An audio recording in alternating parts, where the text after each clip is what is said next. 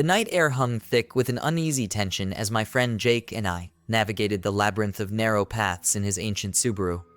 The clattering engine seemed to groan with each bump, echoing the ominous atmosphere that enveloped the graveyard. The rusted headlights cast feeble beams, illuminating ancient tombstones draped in moss, each one telling a silent story of lives long gone. Jake, the owner of the worn-out Subaru, was a lanky guy with unruly brown hair and a penchant for adventure. His penchant, however, often led us to peculiar places, and tonight was no exception. I, on the other hand, was a bit more reserved, my skepticism warring with the excitement coursing through my veins as we entered the graveyard. The Subaru trundled to a stop, its tired engine letting out a sigh as Jake killed the ignition. The night seemed to close in around us as we stepped out, the crunch of gravel beneath our shoes reverberating through the silence. The headlights revealed gnarled branches and the imposing silhouettes of tombstones, creating an eerie tapestry that sent shivers down my spine. "Weird place for a joyride, don't you think?" I muttered, casting a wary glance at the rows of forgotten graves. Jake flashed a mischievous grin, his eyes gleaming with the thrill of the unknown. "Come on, this place has stories. Let's make some of our own." The decision made, we treaded cautiously down a winding path, the gnawing feeling of being watched becoming increasingly palpable. The air seemed to grow colder with each step, and a subtle unease settled over us as we reached the crest of a hill. A small pond lay below, its surface reflecting the pale glow of the moon. Something about the pond drew us closer, an invisible force guiding our descent. As we approached, the world seemed to hush, leaving only the rustle of leaves and distant hoots of an owl. It was then that we saw him. A mysterious figure seated on a rock on the other side of the pond. The silhouette was draped in impenetrable darkness, a stark contrast to the moonlit surroundings. The figure wore an old-style top hat, its details obscured by the obsidian void. A tinge of excitement mixed with trepidation surged through us. "Is that a person?" I wondered aloud, squinting in an attempt to discern any features. Jake chuckled nervously. Only one way to find out. Bravado in tow, we shouted a tentative greeting, waving like fools at the enigmatic figure. The response was an eerie silence, the shadowy figure remaining stoic on the distant rock. Unease crept in as the seconds stretched, and just as we contemplated a retreat, the figure sprang to its feet. Our hearts raced as we watched the figure, now nothing more than a dark silhouette, move with unnatural speed towards us. Panic seized us, and we stumbled backward, our eyes widening in terror. The figure traversed the pond, its form flickering and distorting with each step until it reached the halfway point.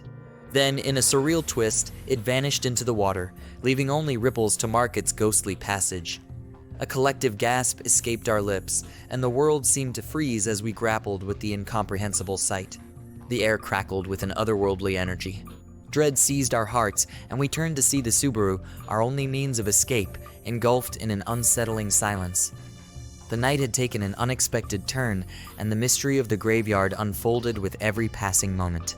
The silence that followed the figure's disappearance was shattered by a series of chilling thuds emanating from the rear of the Subaru. We stood frozen, our eyes fixed on the car, the rhythmic banging echoing through the graveyard. The air itself seemed to pulsate with an unseen force as the sound reverberated, each thud sending a jolt of fear through our spines. A nervous glance passed between Jake and me, our eyes wide with shared apprehension. Without exchanging words, we stumbled towards the Subaru, the oppressive darkness closing in around us. The intermittent banging intensified, and a cold sweat formed on my brow as we reached the rear of the car. Whatever courage we had mustered was swiftly eroding. I hesitated for a moment, then cautiously peered around the side of the Subaru. The sight that greeted me sent a shiver down my spine. There was nothing there. No visible assailant, no discernible cause for the haunting thuds that persisted. A sense of helplessness washed over us as we stood in the graveyard's depths, surrounded by the echoes of the unknown. The oppressive pressure we felt earlier seemed to intensify, like an invisible weight bearing down on us from all sides. "We need to get out of here," Jake muttered, his voice strained. I nodded in agreement, but the realization hit us like a brick wall. The Subaru refused to start. Jake frantically turned the key in the ignition, the engine emitting only feeble sputters before succumbing to silence. Each failed attempt heightened our anxiety, and the pounding on the car continued, sporadic yet deliberate. In a desperate attempt to summon help, I fumbled for my phone. With trembling hands, I dialed my mom, our only lifeline in this macabre situation. But as the phone connected, an ominous revelation unfolded. No signal. Panic set in, a cold knot forming in the pit of my stomach. We were stranded, cut off from the outside world in the heart of a graveyard that seemed to harbor malevolent forces. The minutes that followed felt like an eternity. Jake and I frantically tried to revive the stubborn Subaru, the oppressive atmosphere weighing on us like a tangible presence. The air seemed charged with an otherworldly energy, and the sensation of being watched never waned. Finally, after what felt like an eternity, the engine sputtered to life. Relief flooded through us as Jake slammed his foot on the gas pedal, the Subaru roaring to escape the grip of the graveyard's supernatural clutches. The pounding on the car ceased, and the oppressive force that had enveloped us seemed to relent as we sped through the winding paths. We careened towards the graveyard gates, the old Subaru straining against the invisible forces that sought to keep us captive. The world outside the graveyard came into view, a sanctuary we thought we might never reach. Just as we crossed the threshold, a collective sigh of relief escaped us.